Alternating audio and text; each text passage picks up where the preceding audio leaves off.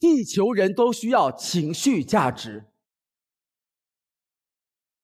就是我只要在朋友圈需要情绪价值的时候，我就发一样东西，绝对情绪价值全部都会来。文案就是哇，我好像一头猪啊！真的，听我讲，我不是在撒谎。我天天发，我现在刚发，仅3天可见，你都能见到我是一头猪这种文案，真是现看呀！哇塞，你们太较劲了吧？他这是笑话，他真发了。不是，但是他的照片真的 P 过脸啊，这张都像言承旭了都。这个下巴拉太长了。下面的留言都是。没有，你好帅，你帅，很瘦哥。对，是的，我要让他听听真话，像。是的，就是这样，因为我就是一个把自己打到谷底，然后发一张照片是完全和猪1毛关系都没有，然后这时候大家就会给你通通留言说，你哪儿胖啊，你哪儿像猪啊，你太瘦了，你看你下巴尖的，这全是大家给我留言的。这都是真实的朋友吗？真实的朋友。哇，连别人歌手的经纪人都过来留言说是真的。但一般这种你们看到哈，艺人都不会去的，因为艺人实在是说不但是我后来就发现一件事儿，情绪价值有的时候奢求朋友给，其实是挺费劲的一件事儿。于是我找到了一个自己给自己情绪价值的方法。酒是不是酒？不是8+1，我们就是8+1，这么委婉吗？很委婉的，要播出的8+1。我昨天也喝了8+1，哎，那说，我昨天也喝了8+1，你说没喝，我举报你在房间卷。你睡到4点，你哪里喝8+1了？天天在外面立着假人设。天天在外面说自己从来都是哎呀都随便的。为什么要让观众听到我的努力？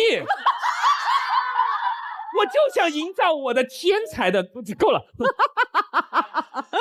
啊，你说，我可以说话了吗？喝不喝8+1？我不喝。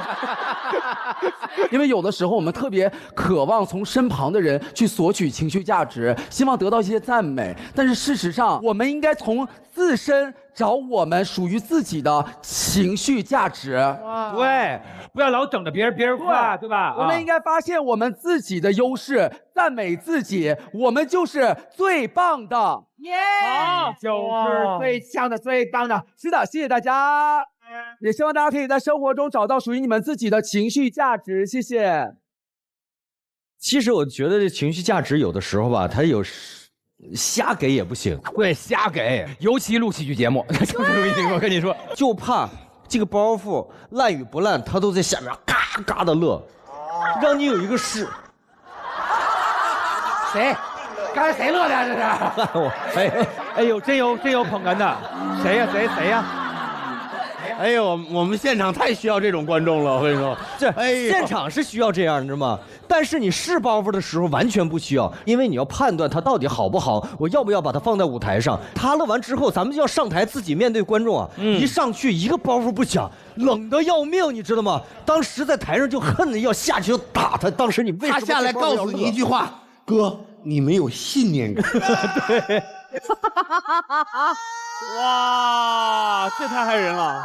就是这种，哎，你知道脱口秀最需要的就是信念感，对不对？而且我是专业领笑员，就在那拍灯的。对。而且有的那个笑话，像孟川还有呼兰他们说那种笑话，比较财经类的，我听不懂。但是别人乐了，你不跟着乐不合适。对。然后你就乐完了之后，别人已经停了，还在乐，然后又乐冒了，然后就是那种，这人都停了，你还在乐。对，有一种方式，我后来学会了，就是那种笑不出声，但是拍腿。因为现在每个人压力都非常大，但是大家还是期待被看见、被肯定。对。但是呢，我觉得还是要在适当的场合，对吧？在场合错了，就还是不要把人家害了。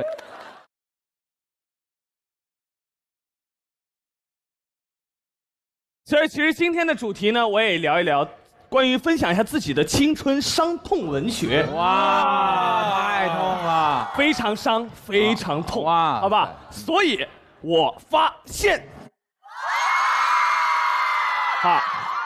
有的地球人脆皮，但是命硬。脆皮青年这个词儿大家应该都熟啊。那我呢，其实倒不是什么亚健康状态，但是啊，发生了非常多的一些匪夷所思的一些受伤经历。上小学的时候，那会儿喜欢跳水，就是看电视上的那种嗖下哇帅哇，然后这么着直接下去蘑菇池，然后这收。对，没错，我当时扎下去那池子可能就是毛豆老师刚跳过，水很浅啊，我叭扎进去了以后，嘴着的那个瓷砖了，哇！撞完以后起来，嘴巴就开始流血，哎呀，当时一下我就感觉舌头一舔，完了松了。因为牙松不松，你舌头一下就知道。牙松不松，舌知道啊，舌知道的。然后隔年嘛，还带着口音，舌知道的。神经病。然后完了以后，当时我说完了，这怎么办呢？赶紧去医院。到了医院，拍完片子以后一看，结果牙根断了。哎呀，就是你这颗牙呢。他就等于宣判他的死亡，就是得做一个种植牙。哇，8岁就要种植牙了！啊，天哪！我妈说不行，他绝对能长上。医生说他绝对长不上，你看他绝对会掉。我妈说他绝对能长上。好，哇塞！当时你的牙是这样一直撑着，然后他俩在这一直聊天是吧？在这对，就那个撑着这样撑着。天父，头还在那儿，就不让动。那一般这种情况肯定还是妈能赢嘛，哎，对吧？妈能赢啊。然后就是我妈拎着我就直接走了。那是。我当时我就走了，我脚都是悬空的，那是，就直接给我从那个椅子上就提溜回家了，放风筝。对，然后呢，哎，幸运的是这一晃就过了7年，哦，还是那颗牙，它一点没有掉，真没掉，没法赢了，这么坚强。那故事讲到这里，没发生意外，它应该也会要有意外发生了啊。那会儿上高中爱打球嘛，到周末了以后喜欢去一些小的野场子打球。然后当时有一个大哥印象很深刻，因为那大哥他头很亮，他是一个光头。然后呢，他可能个儿不高，但他人很宽，很壮那种。然后我有一次就要单防他嘛，他就是那种哗就往前突，我哗就上去防，而且我呢就是那种只要一做表情一惊讶就是全张嘴，我真的不夸张啊。我的牙齿直接啃他额头上了，当时我就看到他的那个额头牙膜白了一块，过了一会儿泛红，流血了啊！我天哪，刻出一个印儿来以后，正好当手机支架啊！就完了，还是同一颗牙。你说要是旁边那颗牙多好，是不是？他能分担一下那个伤害？不是的，2次重伤，那牙说：“哎呦，我真难受。”又是我，然后就去医院拍完片子以后，那个医生。他先问我你是怎么做到把牙齿撞成3节的啊？我说有一个是7年前没有掉，反正就是。第二个呢浅一点，在下边，因为可能他留在肉里那一段呢，自己稍微修了7年的那个房里面的蛀虫在修哈，里面的牙根修好了，说真好。就好了，你以后别打球那些。对，然后所以他说有2节，所以说我的牙齿在那个片子里看着是3节。妈呀！哇，他说我这属于是牙科奇迹，真的一点不10年过去了，这颗牙还是他吗？还在啊！我右边的这颗门牙还是他吗？既然都已经这么长时间了，我看也就没有必要。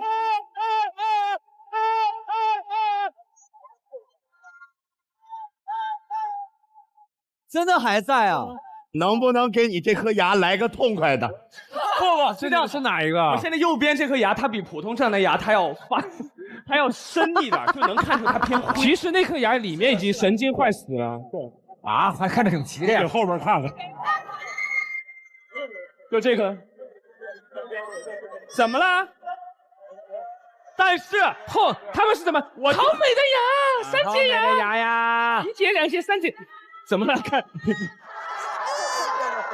我头一回见着粉丝爱看艺人坏死的牙。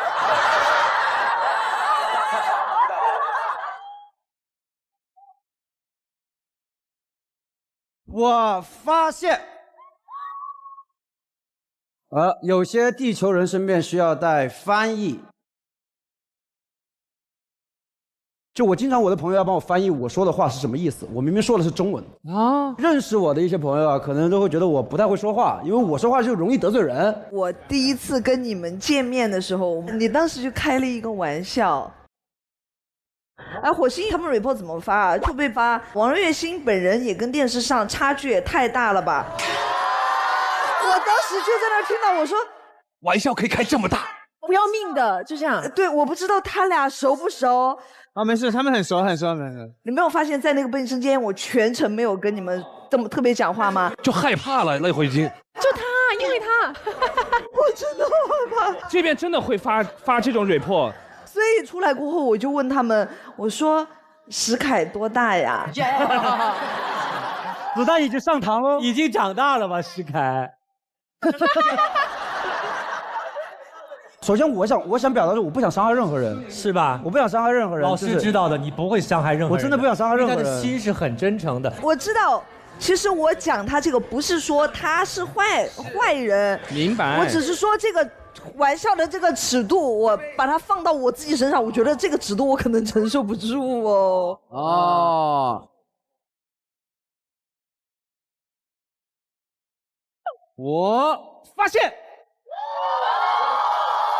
我发现比少年感更珍贵的是老来俏。大家知道我年龄啊，45左右啊，就是我们为了形象会付出一些其他的代价啊。还有代价？像 Alan 的话呢，他就是为了帅而抛弃的懒。啥意思啊 ？Alan 是我们这几个里面就是公认的比较懒的，太懒，能看出来，这完全不像是一副经过形象管理的样子吗？最近瘦了，有吗？还行吧，主要是不是很 care。他特别懒，他能坐的话他一定不能站，他能躺的话一定不能坐，就属于这种。但是只要是涉及到就是形象关键时候的形象，他就一定是开始就马上变了一个人了啊。我们有一天录节目，我们早上都来不及，没化妆师给我们做造型的。我们说那天全部素颜出镜，我们说好了。结果早上出来的时候，哇塞，都不认得了。苏醒啊，这个是就认得他，因为他自己给自己打了个底。这个时候不懒了啊。然后那个发箍，他最喜欢的那个发箍，大家看到啊。然后头发也自己抓了。哇塞，我说我们不是说好了的素颜吗？有错吗，各位？我第一。没做过皮肤管理，第二我没植过发，我打个底有错吗？是吧？哎呀，我的原罪只有胖，一旦瘦下来，他们做什么形象管理都没用了。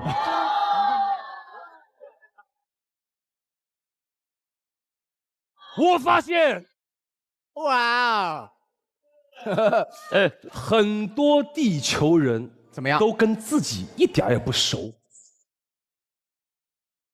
我觉得我是一个非常有自知之明的人，因为我觉得我自己很独立。这个独立体现在我的酒量上。有一次，我记得你跟你们 No.1 的几个兄弟去我家玩，哇，真好意思。我那次也很独立吧，是不是？哇，特别独立哥。他们4、5个人来的时候，我进门我还客气，我说你们玩，我出差去了。当天晚上是这样的，我帮你回忆吧。你说。那天我小何、敬业、恩琪，然后还有黄子，然后我们几个说，哎，走啊去。我们到了以后，然后他下来接我，我说哥，我说哥你还好吗？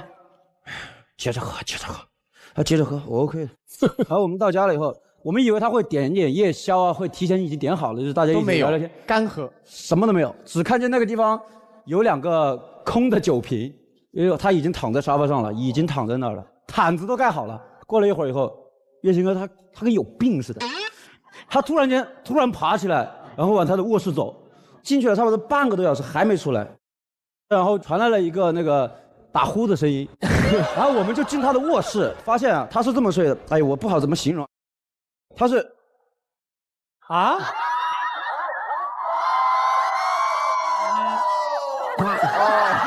然后我确定屁股翘那么高吗？对。王栎鑫，我们在他家喝到2点钟，然后回家，然后第2天我给他发微信，我说哥醒了吗？他说啊，你们昨天来了吗？啊？哎，这说明你们走的时候还是家里收拾的干干净净，没有痕迹。收拾干干净净，你看，干干净净，什么家电都没有了，都拿干净了。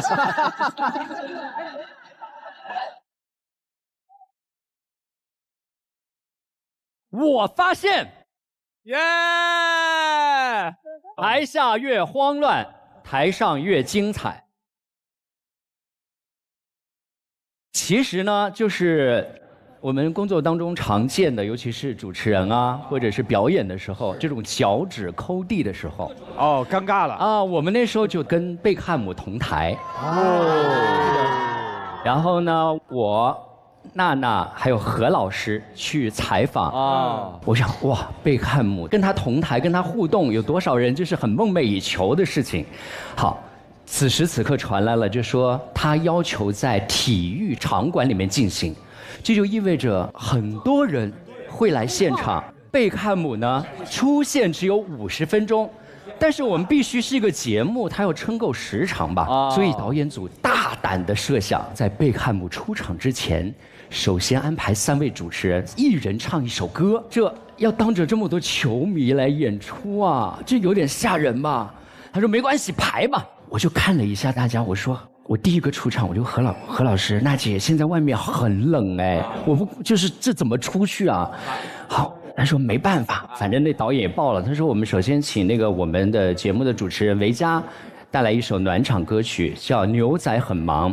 我以为会有多少有点掌声吧，为什么呢？音乐就响起来了，噔噔噔噔噔噔噔，我就开始了。就往上，真的。当我唱到副歌，不要麻烦了，不要麻烦了，不要麻烦了，不要麻烦了。然后我就看到观众的脸上真的写到，不用麻烦了，不用麻烦了，不用麻烦了。我演完，谢谢，我就马上就想骑着牛就走了。此时第2首歌的娜娜就已经在旁边就位了哦，然后他就，导演就说欢迎谢娜带来《表白》，怎么还有第2首啊？那脸上是，我以为就是那种就是大家会互动，后来就是看到了萧亚轩的名场面了，小面大家还是来，然后。不知道，就在那边。我说嘿，你说嘿嘿，好想对你告白，嘿，好想跟你告白。何老师上去以后，就是他是首慢歌，这1分半钟吧，他觉得唱出了10年半的时间。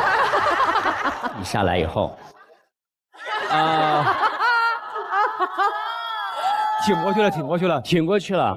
然后这个时候就开始，贝克汉姆就差不多到了，全场也炸了，然后就是50分钟转瞬即逝。我就说前面我们怎么那么长啊？啊，所以这就是我们早年间感受到的这种，就是对啊，真的是。现在反正看来我们就说，哎呀，如果是这样怎么办？那也就硬着头皮上，然后总要把这个任务给结束。对呀，你不爱看我，我爱给你演啊。对呀，但是心里也会说不要麻烦了。大家也讲一讲嘛，那种台下的精彩故事有没有？哦，台下的事儿太多了，有各种各样的。我演出的时候一块唱洗刷刷，然后女生在那儿，酒吧里头这么头发特别长，然后我说跟我一起互动，洗刷刷，洗刷刷，然后他就后面开始冒烟儿。我说台上有干冰的吗？台下也有干冰啊。他那个头发特别长啊，夜店那些蜡烛头发着了。天哪！我说你的头发，他说哎。我说着了，洗刷刷，我说着了，然后我听不见，然后那倍儿着急，各种以前演出的就是这种事儿，碰见很多啊。我有遇到过那种水里害怕，因为海是最恐惧的，海里被吓到以后挺吓人的。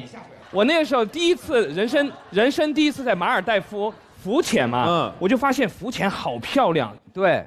后来在普吉岛那边呢，我就说，哎，我再浮潜一次，这边好像可以抱团去浮潜。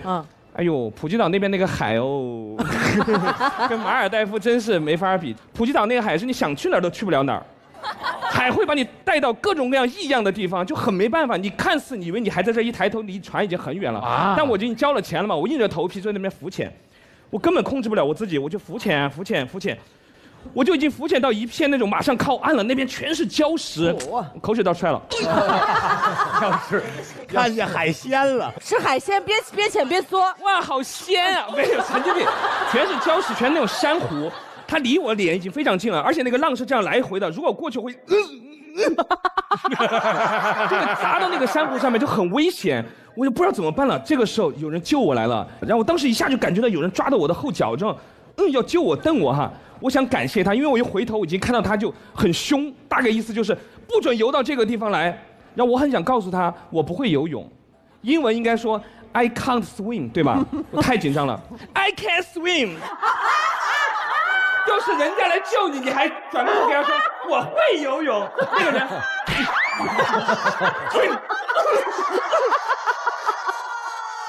因为很多观众可能都是从我们节目上的一些表现来了解我们嘛。因为我经常在节目上讲一些自己，比如说比较务实的一些故事啊，省钱的一些故事啊，导致大家可能觉得我就是就很抠门，就相当于是这种人嘛。比如说我坐高铁的时候，杨先生，你中午点不点餐？我们有饭有面。我说不用了，谢谢。一般到这就结束了嘛。他会不会在我耳边来一句免费的哟？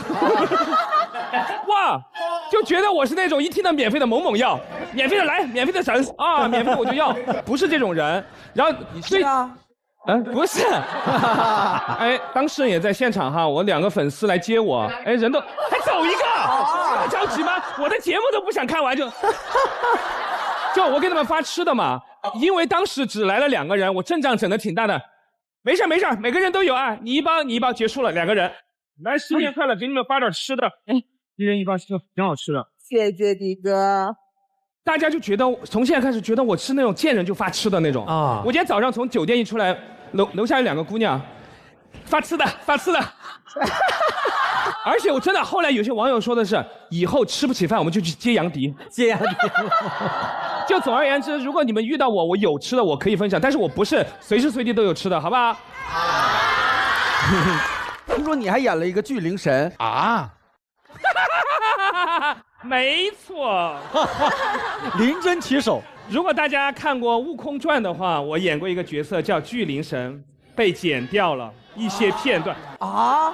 因为当时我觉得我演反派角色，我必须要演出他的狠劲儿。然后我那场戏是让我打那个宫女，但是不是真的打，他就给了我一根棍子，让我打地上那个箱子。我当时有一个跟组的助理嘛，就那个时候刚跟我工作，然后他刚来上班的第一天就是看我拍那场戏，在那个监视器就看我打那个箱子，假装下面是宫女。你为什么要偷吃我的桃？上！哎呦，上！演技派。后来那个跟组的助理，他因为跟我不熟，他觉得我就是那种变态，他后来连餐都不想给我拿。但是整段那个没有播出去，因为打得太残忍了，所以那个整场戏就是我一棍子下去的时候，乔杉就用一个篮子接住了。在下卷帘。大概就是演了这么个角色，但是我感觉我演的跟那个混天帝比起来还是差一些。差不多，都是一样的滑稽。生死之交，其实我也可以讲一下自己。我一般是那种遇到那种自己可能有生命危险的时候，我这个人本能的不开玩笑，大脑一片空白，我只会干一件事情，就是跑啊。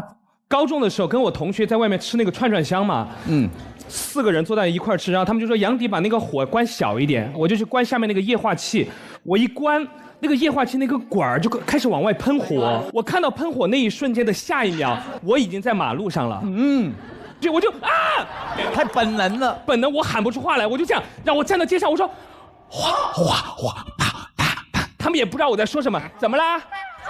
还在那边吃串。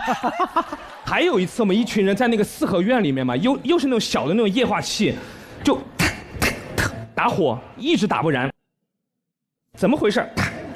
砰一下一个穿天大火啊！我已经又到院子里了，瞬间移动。我跑出去那一刻，我发现我旁边还有一个人，周深。那一刻我发现我跟周深就怪不得能玩得到一块嘛，就是遇到危险的时候2个腿脚是比较利索的一点哈，2个人一起跑。但是比较尴尬的是那个时候穿天大火那一刻嘛，只有张绍刚老师一个人还在那个屋子里。我以前也有啊，因为上学的时候大家都组过这种就是小的这种组合。我们以前那个组合叫7爽客，7个人，比8仙少一个。对，然后就是，然后而且我们在拜的时候说一定要找关公，是吧？然后关公，对，然后关羽嘛，然后我们班同学从家里把家里那个他爸拜那个关羽给偷出来，然后呢，因为关羽都盖一个红布嘛，他把霸天虎啊搁在那儿，然后他爸爸然后盖在那儿，他爸爸后来拜了2年霸天虎在那儿。天虎。因为反正有一个东西立那盖住他，对。然后后来爸爸买车了，一直拍变形金刚，对，好几个，然后有同学带来了关羽，还有同学带来另外一个关羽，变成了双关羽。双关，一语双关。对。然后后来就一块拜，然后就是那种，然后我们下课就是互相打架。就是一下课就不知道为什么7爽课互殴，只要课间7爽课就是打，都不知道打谁就开始打。但是你那个同学还认识关羽，他当年结拜的时候，他们搜关羽都搜错了。他说的什么？因为他们没有关羽像，当时好像是《三国演义》去搜里边找，好像拜成董卓了吧？好像。后来说你们分崩离析啊。对。我之前看过偶像演唱会，然后他偶像 Green Day 嘛，然后他们是那个摇滚乐演出，有一种演出就是说，他有一个歌在最燥的时候，所有人都退在边上，然后到那个1、2、3，然后一块往中间撞，就那样一个活动。我第一次去国外追他们演出，我不知道什么时候外国人怎么退，他也不跟我说一声吧。正好的时候，我那蹦，别人把我鞋踩掉了，我那正穿鞋呢，然后我再一转头没人了身边，然后那个歌开始1、2、3往我中间撞，我就跟牙膏一样，嘣一起。哎呀妈呀！哎，我之前捅过一个小小的，也不算娄子，就是他之前那个，就是学校里头有一些特别厉害的霸王，霸王，别介那个别介，霸王。然后他就是每回都过来，然后他欺负同学嘛，然后后来有一回我过去的时候，然后因为我要躲着他走，然后他过来，他非叫我过来滚，然后我就过去，他叫过来还是滚啊？过来，好滚。然后我就害怕，然后他就过来，他想踹我一脚，他想叭一踹我，我一回手把他鞋脱了，哇，身手敏捷。然后我就拿着那个鞋，我说这怎么办呀？那是我们学校最厉害一霸王，在那开始经济独立，说你把鞋给我，鞋给我，在开始跳，然后他一边跳，我还一直怼着那怼，想帮他穿，要不然穿身上，然后但是后来还行啊，这个底好快啊，这。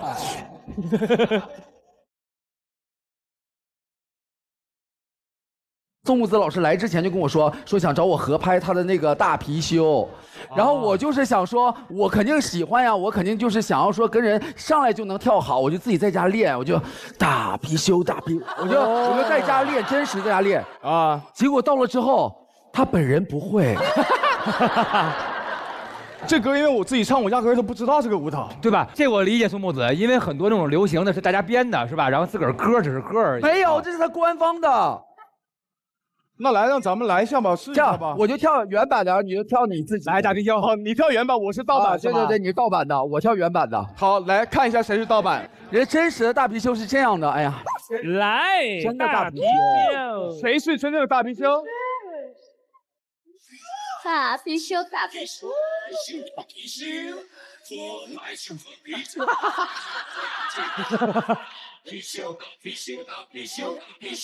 哎呦！你们俩都调斗鸡那个，斗鸡俩人，谢谢。6位数的 Trouble Maker 他也是这么跳的。没有，我这种其实是一个勒拜的跳法。可以。我们都快勒死了，你还勒半？本节目由高活营养好奶源、地球宝宝超爱喝的美素佳儿冠名播出。本节目由爆梗有实力、深睡能量满格的喜临门赞助播出。专注流感18年，累计守护亿万家庭。本节目由东阳光药特约播出。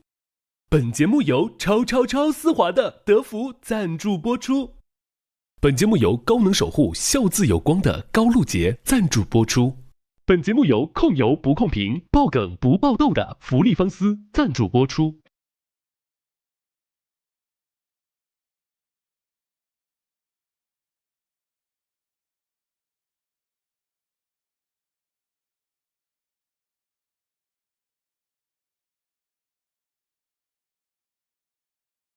我有一个绝技，就是我可以在鸡蛋的小孔这边开一个大概直径半厘米的小孔，大孔那边开一个开一个大概直径2厘米的大孔，然后通过空气的高速挤压，用嘴直接把鸡蛋吹出来啊！就吹鸡蛋嘛，说这么深奥干嘛？真的不知道谁突然就给我取了个外号，管我叫 Egg Master。Egg Master。哇塞，展示 Egg Master。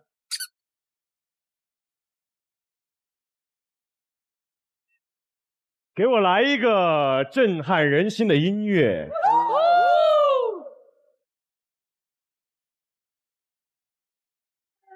大家可以看到我的手里是一颗普通的鸡蛋。哇，好帅啊！来，借你一双慧手，2只手准备好，准备好。接下来就是见证奇迹的时刻。Egg Master， 我的奇迹。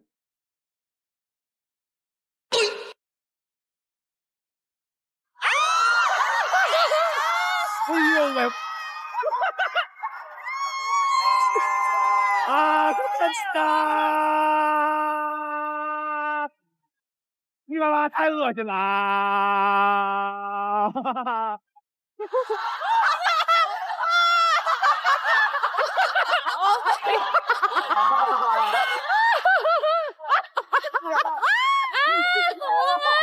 张延吉，少业主，少业主，生的吗？温泉蛋？没对，他把这蛋黄吹出来了，溏心蛋。我给你一个电视，坐下吧你。为什么？湿纸巾吧，来来。为什么？没有为什么，这就是你的水平啊！你浪费了我人生的5分钟。我以为你吐了呢。我刚才以为是吐了一口好浓的痰。没关系，你是没关系，我恶心坏了，你是没关系啊。朋友们，什么都没发生过，再来一次，再来一次，再来一次。如果这个蛋再出问题，下颗蛋往我脸上吹，补上我的吹蛋生涯。好。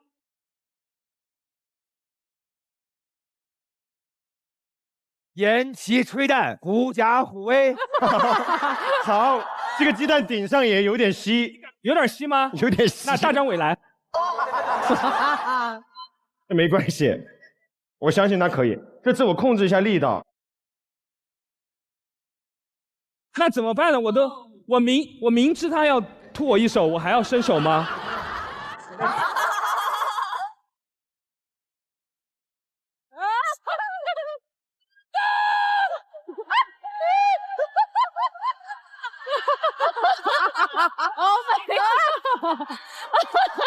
湿了吧？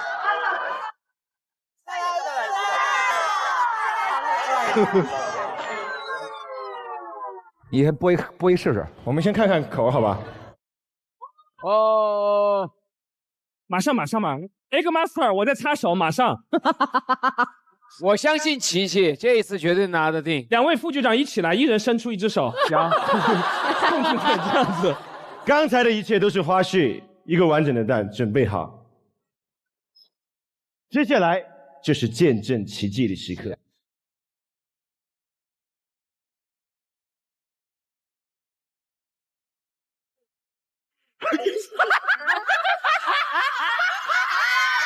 什么反应？都吹出大鼻涕来了，吹出鼻涕都快出来了。我自己吹吧，我们3只手好吧？3什么只手啊？是哦。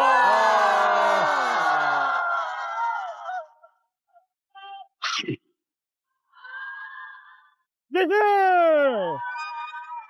感谢偃旗吹蛋，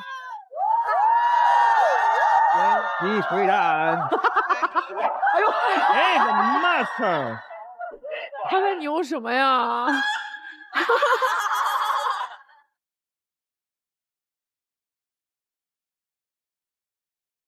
我发现，一家只能有一个公主病。可是你们家全是公主哎。哦，好，所以我今天要来讲这个故事。我觉得这个出生的顺序，工作，你和他的姐妹是你的一份工作。我的工作是出生在欧阳家族。这个出生的顺序造就了可能谁先是这个公主啊，所以我们大姐姐可能从小时候就是啊，我就是那个公主，因为我是第一个出来的这样子。她一出来就这样的，啪一落地啊。I'm 欧阳娜娜。是，她真的，我觉得真的是。其实小时候我们可能会玩过家家嘛，然后呢，我姐就是那种，好，我现在是老师，哪比你是我的助教，然后妹妹你呢，现在就你要睡觉。为什么？她让你上课睡觉。我就觉得，就是可能姐姐有点不知道哪儿有问题。没想到妹妹是这么想的吗？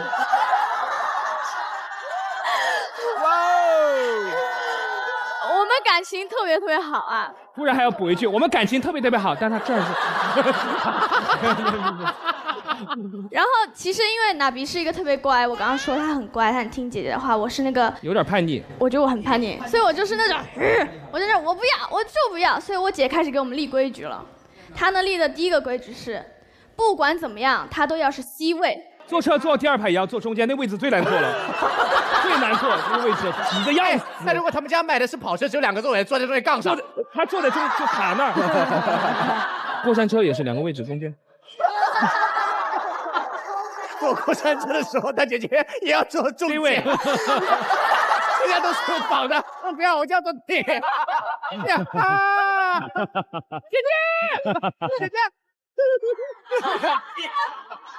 其实经过这些事情下来，我觉得，哎，你好有信念感，我们给你打成这样。因为我想办法不去听你们说什么。我偷偷看了一下这个啊。没事，不错，接着加油。好，第二个呢是，他进门前必须敲门，要敲3下，说姐姐，他说可以进来了，你才可以进来。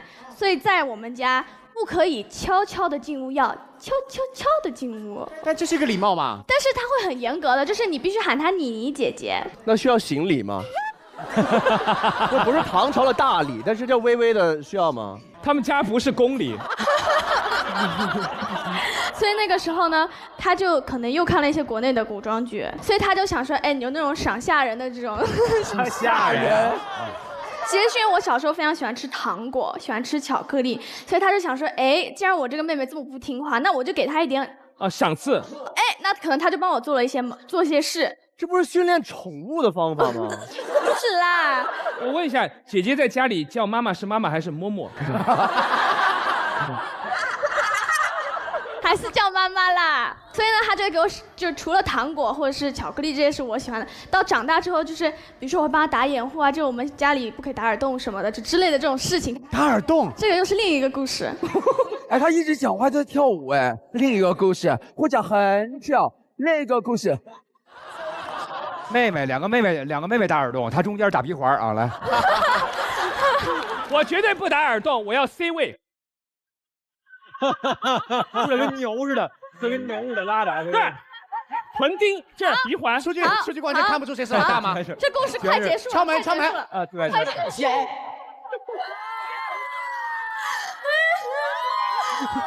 姐姐，我可以进来了吗？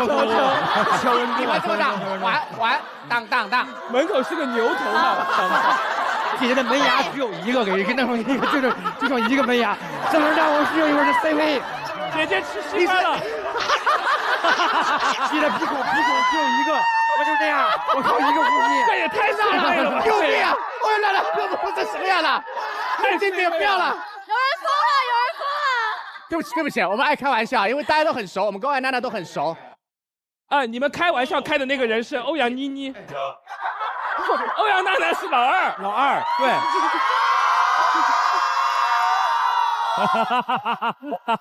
妮妮，你一直在开欧阳妮妮的玩笑。妮妮啊，那完了，你熟吗？完了，你没事，不熟。你说他打鼻环，打鼻环我说的，对不起。啊，没关系，没事。姐姐很善良。就是说，首先我们都觉得姐姐特别有气质特别的厉害，高傲啊，对。是。今天我不是黑他，我没有黑他啊。那你说谁在黑他呢？对呀，那是谁呀？喂，那不是你是谁呀？我要去告诉你姐姐。这里，也，陈少春。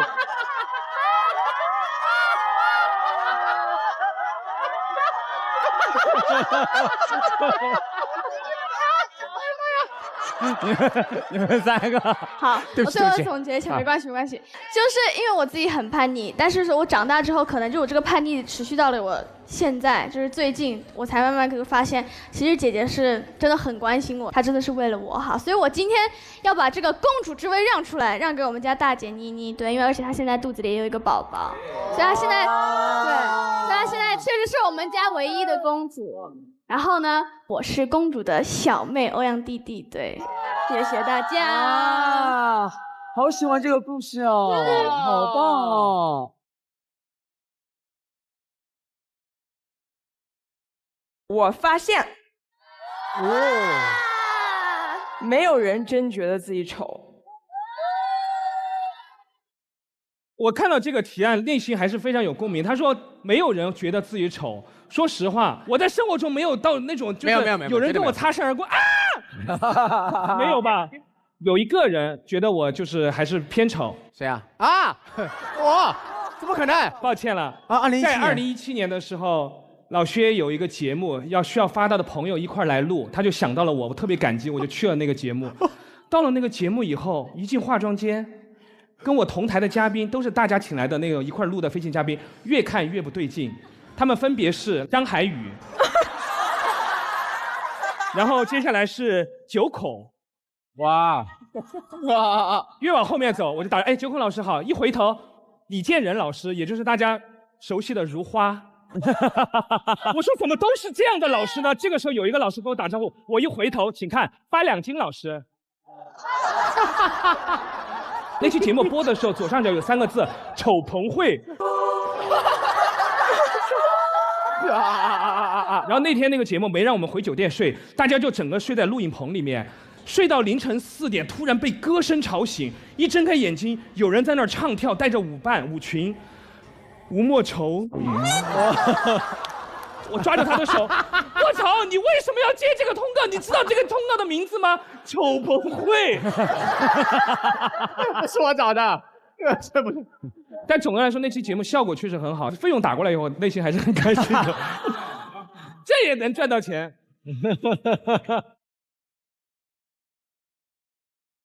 我跟你们说，有一个男艺人，就他太神奇了。我第一次见到美图秀秀这个东西在他身上失灵了。谁呀？谁 ？Oh my god！ 他就是杨迪老师。有一次我跟他一起参加一个活动，然后活动主办方希望我们现场就拍一张自拍，然后我跟杨迪老师坐在一起，我说那咱俩合拍吧，我俩就合拍。拍完之后，我想加个美颜就发出去，结果加完美颜之后，上一下照片吧。哦，我问一下，这张加完了吗？没有，杨迪脸上没有美颜，他没有识别到杨迪的脸。他不知道那是脸。然后他是这样的，那我多不好意思，我觉得这照片我现场发出，大家觉得我很有心机，就只管我自己，对吧？不管他，我当时现场就在疯狂调参数、调滤镜，我调的是一个最夸张的滤镜，就那种大美瞳，头发都变颜色那种欧美风。哇，杨迪跟螃蟹似的，现在啊！等一下，我的美瞳在哪儿？我加完这个滤镜之后，我张彩玲都已经变成谷爱凌了，杨迪还是杨迪，就是美瞳这个东西在杨迪的脸上迷路了，就是他没有找到眼睛。对，然后最后就是下狠手、下死手了，我拉到了极限，最后就这么发的。天外来物，像外星人哈。这个美图秀秀这个东西，别人用了是 Photoshop， 杨迪用了是 Photosorry。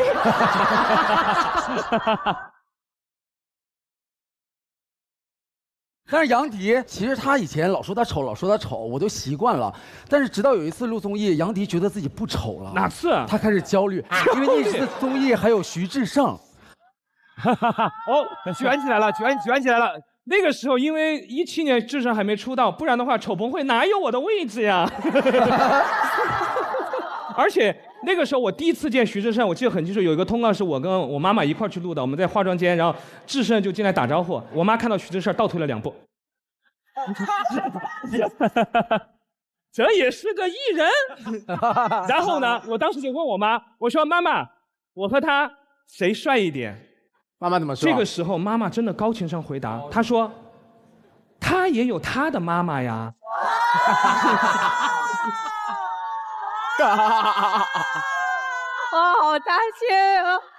我是你的妈妈，我觉得你好看。他有他的妈妈，他的妈妈肯定会觉得他好看啊。我妈妈这么一回答，显得我跟徐志胜好没水准，就每次在那比赛谁就是好看。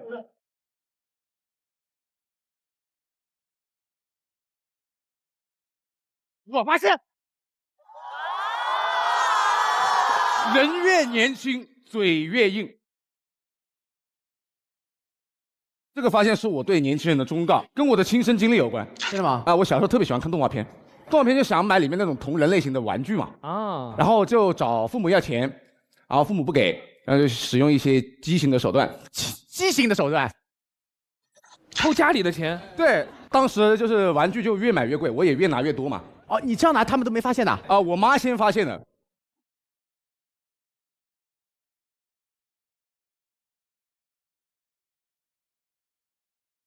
啊，他跟我爸说，老谭。你是不是拿家里钱了？哦，先骂你爸。我爸我不知道，我爸特懵，我没拿家里钱，家里什么时候有过钱？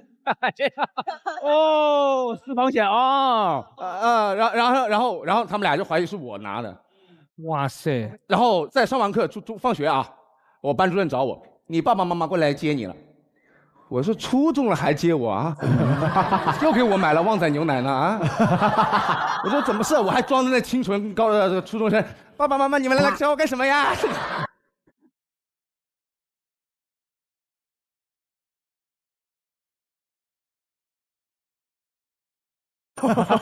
然后我妈妈，一个耳光。家里的钱是不是你拿的？是当着所有人的面，操场上面。我的天哪！打完我以后，是不是你拿的？是我拿的。好，今天还算给你面子的，回来再说。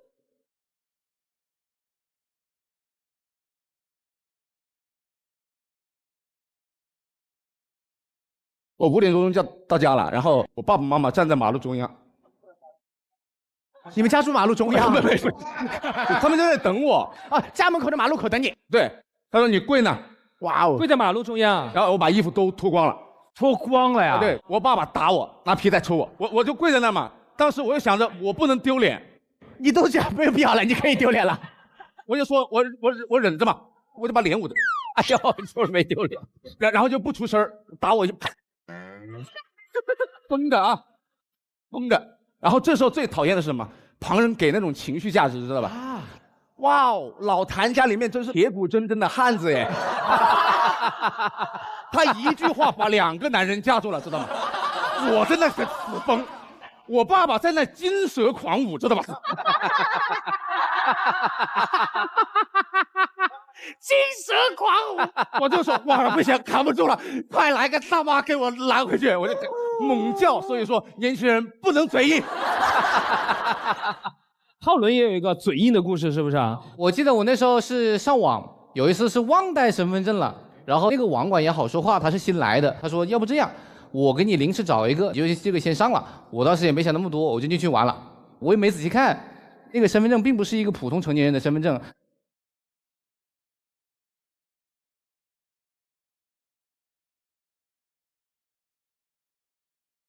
他是一个逃犯的身份证啊！我好期待这个故事。对，然后我当时不知道嘛，网管也不知道，他反正说啊，你上吧。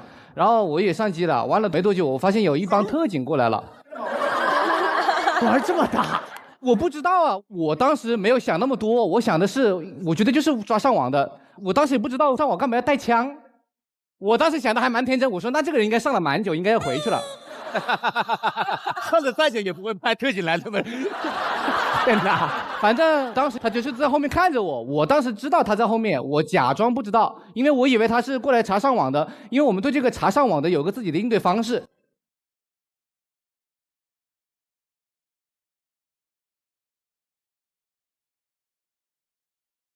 他一拍我，我假装我在打游戏，打的正好，我一看干什么了？就是我还很拽啊，因为你要够不耐烦，别人才会觉得这不是你干的事情。他一眼就看出来我不是那个逃犯了，他直接说这是谁帮你上的机？我真的嘴硬，我说我以为是抓上网的，我不能承认嘛。谁？我自己的身份证谁用上我自己的麻烦？我还在上。我在问你们这谁帮你上的机子？你确定是你上的不？我说是的，我36属猪啊，我家住哪里？他都没问我。太牛了，哥们儿！他已经有点不耐烦了，我感受到了。你确定这个是你上的机啊？这个身份证是你自己的？我说是的，你要干嘛？你要干什么了？然后他就说好了，你晓得你刚才杀了2个人不？我说啊。嘴更硬，应该说只发现了2个嘛。然后上下打量，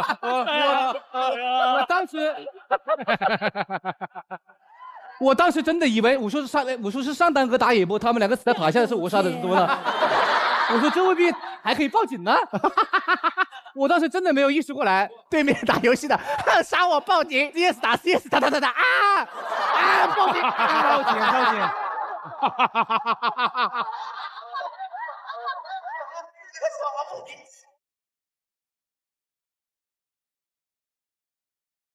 我发现有一些问题可以不用正面回答。我有一个案例跟各位分享一下，我以前的工作，我们有一个领导，然后看一个下属不开心，比如说哈哈曹不开心，这领导就把他叫过来说，今天你有什么不开心都可以跟我说。然后他说我可以跟你说吗？因为我对大领导不开心。那个就说今天你对大领导有任何的不满，你都可以说出来，咱们所有的话就留在这个屋子里。然后那个人就很开心就说了，然后话果然留在了这个屋子里，就一个字不差的留，因为他录音了。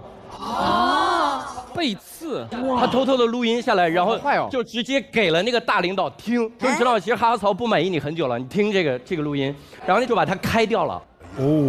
我自己学了个自保，我自己自保的方法就是无论怎么样，你前面都说半句，正如你刚才说的那样。把对方也挂进来。你觉得哈哈曹怎么样？正如你刚才说的那样，很多衣服狗穿了都帅，他穿了不帅。哇，这个好棒，懂了。就是比如说我跟大家讲，我讲杨幂这人真讨厌，正如你说的那样，他就算录进去也没有关系。推我这儿来了是吧？啊，好得，反正你俩一伙的。拉一个人下水，然后这个方法非常好用，而且还有一种情况，就有的时候你个电影你夸不出口，你怎么办？我发现一个技巧，比如说今天哈哈乔有一个电影，然后请我首映，然后他可能这个电影非常烂，但我站起来要说这个哈哈曹的电影很哈哈曹。这个好啊，这个好。当形容词用，烂不烂交给别人判断，能明白吗？如果有一个人说那他就是觉得哈哈曹烂，但我没觉得，就是很哈哈曹，天花板。我发现只要避重就轻，瞎聊就能避免很多的问题。确实，学到了，懂了。哎，其实回答问题确实是一门技巧哈。是，要不然咱们现在当场考他，看看让他回答问题，好吧？考，行。看看你的临场反应能力如何？哇，没关系，天花板怕什么？得罪人的小盘帮我打。你觉得如果他们去参加你的那个喜单的话，你觉得他们能在你们的节目里面得到第几名？尤其是漫才兄弟，他们第1名。他们会碾压付航。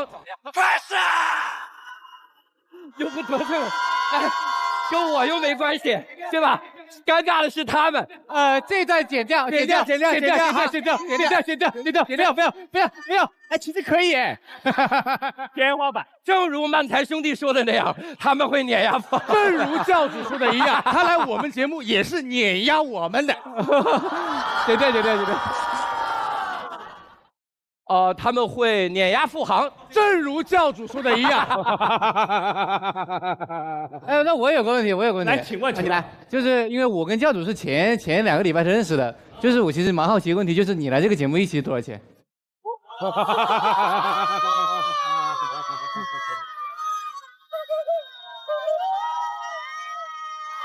天哪，好敏感的话题。有，他的价位很教主，是吧？我的价位很教主，很教主，很刘洋。你们的是不是要平分啊？你们俩是不是要平分？所以应该是你们的2倍。对，所以你是300万是吗？给你还抹了0吗？真是。小问题，你们2个怎么知道对方一定跟自己一样呢？要不你俩坐一会儿告诉我一下。没有啊，应该差不多。哥，这边节目搞我们，我还写3个体验呢，我还，他赚这么多，他们。哎，只有哈哈草在困惑，还给钱呢。哈哈草花钱来的，打车还打了7、8块呢。他说只管饭呀，他们说就。3位老师，我们在网上都刷过您3位的各种高情商的回复，甩到我们身上了。我想问杨迪老师，您录过那么多节目，哪档节目最烂？节目名字是啥呀？哇，这个你说过，就上次你跟我说的那个。说实话，这个问题我还真想过啊。其实往往很多时候不是节目烂，是人烂。那是谁烂了？谁嘞？什么样的人最烂呢？在节目上刁难我的人最烂。有。哎，你在喜单不是第5名吗？你觉得去脱友你能第几名啊？我去脱友应该能当导师，不是，不是，好，就剪到这儿。啊，因为我发现那边的导师都是真心喜欢脱口秀的，我们这边也是，哪哪都是家啊！刚刚那个我信了，你就是这么想的。好，那么就是说，对他彩排的时候就这么说的。谁说的？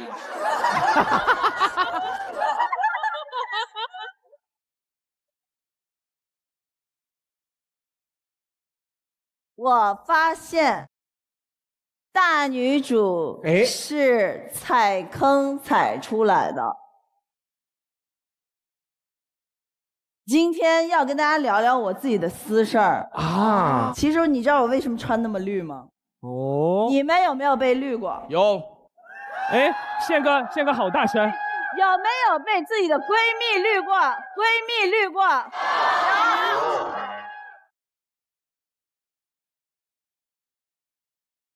哎呦！就有一次我拍戏回来，然后我就发现我的男朋友怎么就变了呢？变了？怎么走路怪怪的？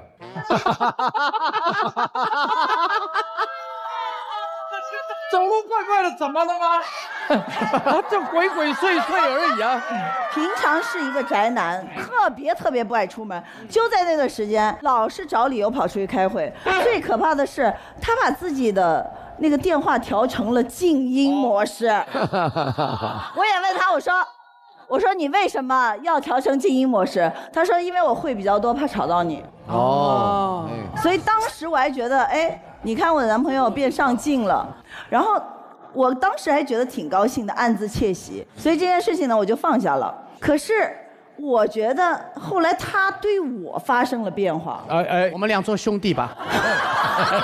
你说他又要开会又要健身，回家还要吃海参，然后还要吃海参，但是他每天对我说的最多的3个字就是我好累啊。假海参。哦。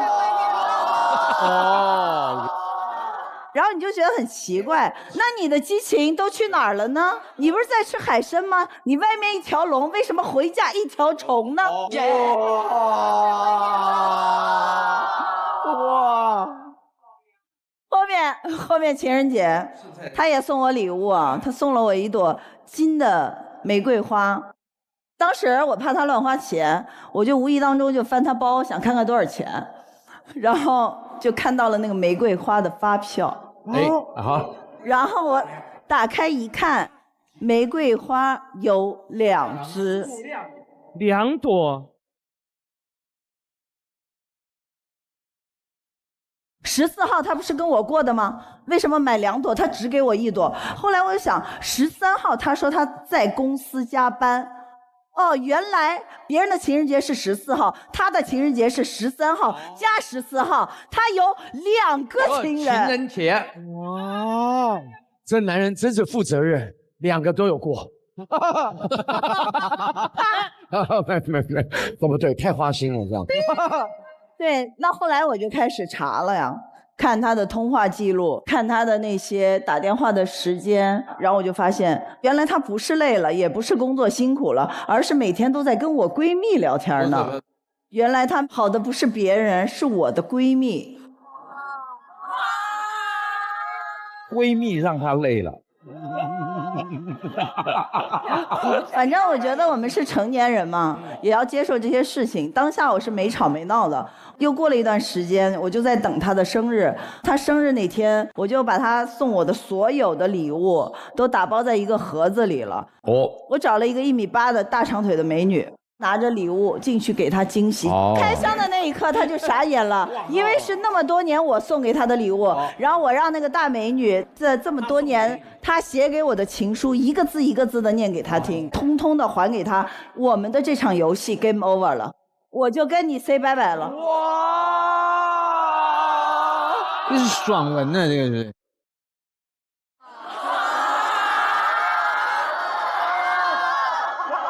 但你们以为这个故事就结束了吗？哦，妹妹们，我告诉你们啊，得不到永远是最好的。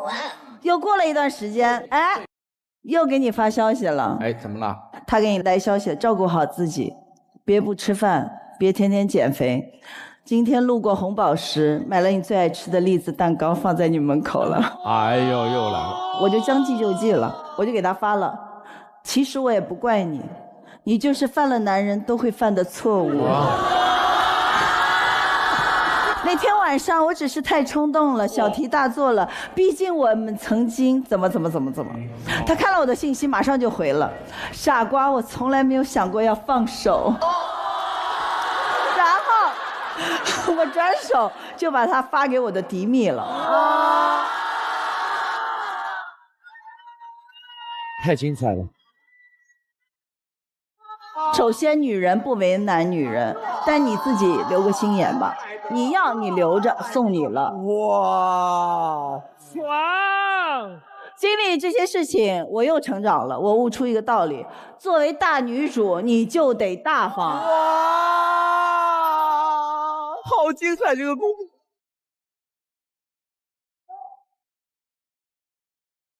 我发现，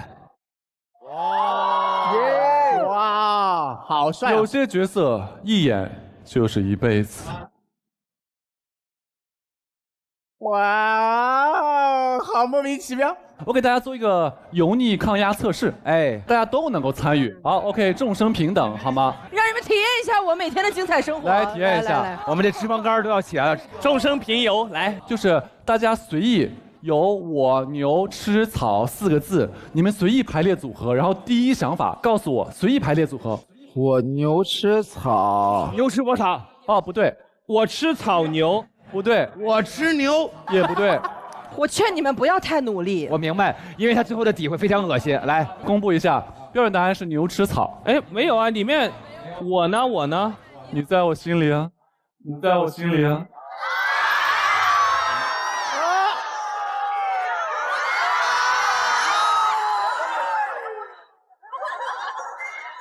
迪哥，谢谢你，谢谢你。父亲、母亲，我在他心里相当于下油锅，就是这种。我本来想说，这次来到了这里，我感觉到这里特别像一个那个游乐园一样，然后包括那边有很多那个旋转木马。不，啊，我错了，是旋转。啊！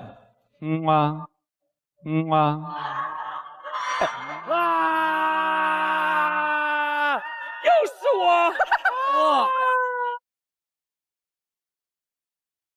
导播老师，听说今天都不切我的机位，是在欲擒故纵。欲擒故纵。稍微等。怎么了？我知道你会切我的，对不对？眼神是骗不了人的哦。救我！救我！救我！帮忙！我们现在30多台机器。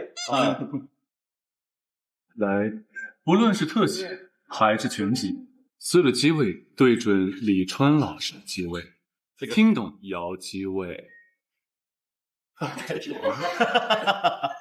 你说，你看9号机、10号机、11号机、12号机都没有动。9号机、10号机、11号机，请问你们是在玩火吗？你们有没有任何一个小的东西给李川？来，这个可以。李川说他要给你变个魔术啊，是这样的。来，这个，来，那个薛之谦看，给他看，我休息会儿。这是现场 Q 到，我们完全没有准备，好吧？这个在这里看到了，然后现在完全不可能在这边吧？然后稍微对他们吹一口气。好 ，OK， 吹完了。好，所以现在就是见证奇迹的时刻。哇哦！看好了。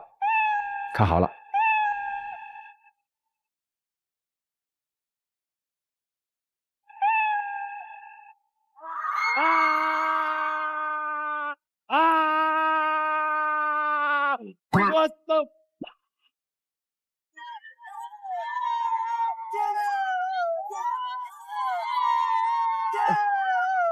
谢谢李川，好恐怖啊！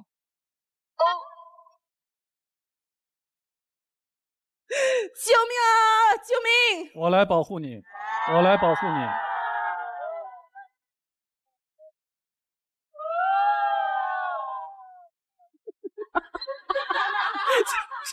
放心，我来保护你。男人，你若敢动他一根手指，我必毁你整个天堂。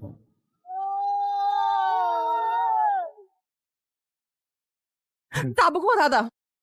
对付这种人，我只需要一根手指便够了。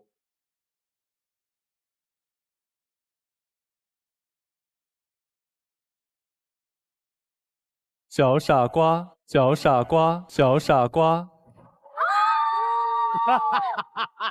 Oh my god！ 小饼要我忍不了。妈妈，我不是孬种，我不是孬种啊！回家我跟我媳妇怎么解释？除了让李川调戏了。李总，哎呀，这段掐了吧，毕竟我还有俩孩子上学，在学校都抬不起头。你一去多好，小朋友们蹦着弄你鼻子，小傻瓜，小傻瓜。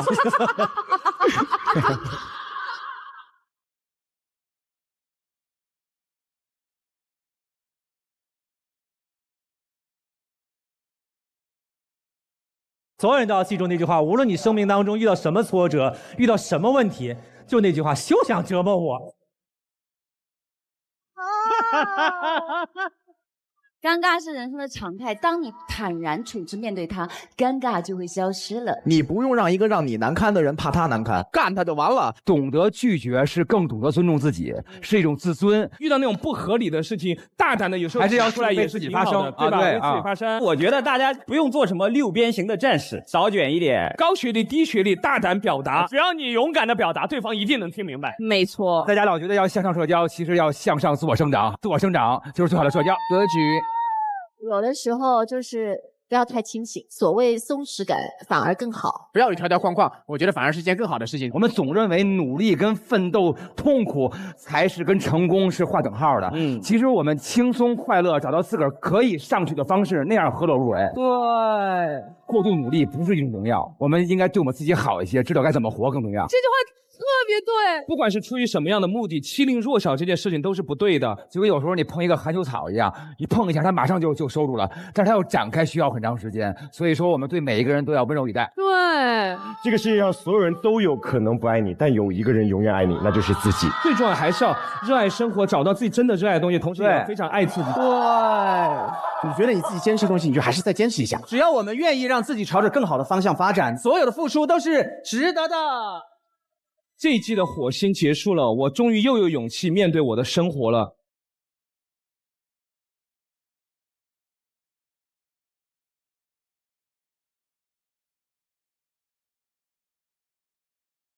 各位亲爱的朋友，各位亲爱的朋友，各位亲爱的朋友，各位亲爱的朋友，各位亲爱的朋友，在地球开会是最烦的，在火星开会是最爽的，因为我们是火星情报员。我想告诉各位，笑是会传染。我提议用笑声帮助心情不好的人。我迟到没朋友。这真漂亮！弟弟，靖哥哥，救命！不相信，加油！我是校花1.28米，你们在我面前比第一，你们礼貌吗？安排我所有兄弟跳起来把你的膝盖打碎。不要你，丑八怪！你原来不长这样，你卸妆那么丑啊？对啊，皇上就善。我在节目上一般不想发火的。你只是在这个台上唱错吗？破防了，彻底破防！不录了，不录了，不录了！致命线，你够了！就这样扭1个小时到节目结束。告诉他，什么叫老艺人？神经病啊！火星真的给了我们一个尽情发疯的一个地方，很多人来到火星真的会激发出自己以前不为人知的一面。Good morning, Apple banana 你 Happy New Year！ 神经病啊！我失恋了那天。恭喜！有一个男生喜欢你，他喜欢你，我喜欢你，被爱妄想症。我妈是真的喜欢你啊！你不笑，我从来没有见过这么轻浮的男男女女。我们大家都除了牛再亲一次。哎呀，别亲，等一下。哎呀，国际鬼才，我爱你们，我也爱你啊！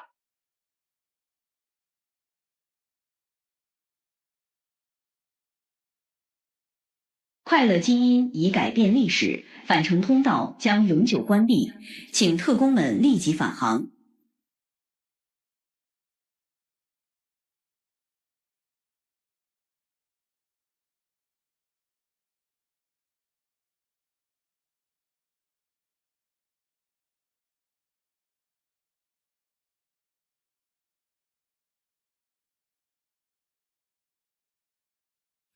火星若散了，被弃了，被忘了，观众有天腻了，不记得我们了，至少我们履行了那些快乐。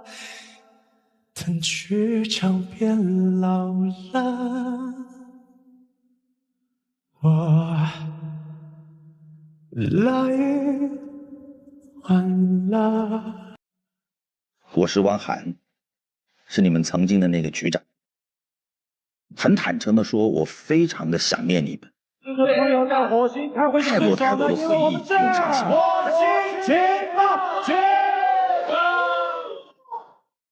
我不怕，我不是一个人，我身后有一众火星人在帮自己。8年过去了， 8年了，火星情报局会是永远的一家人。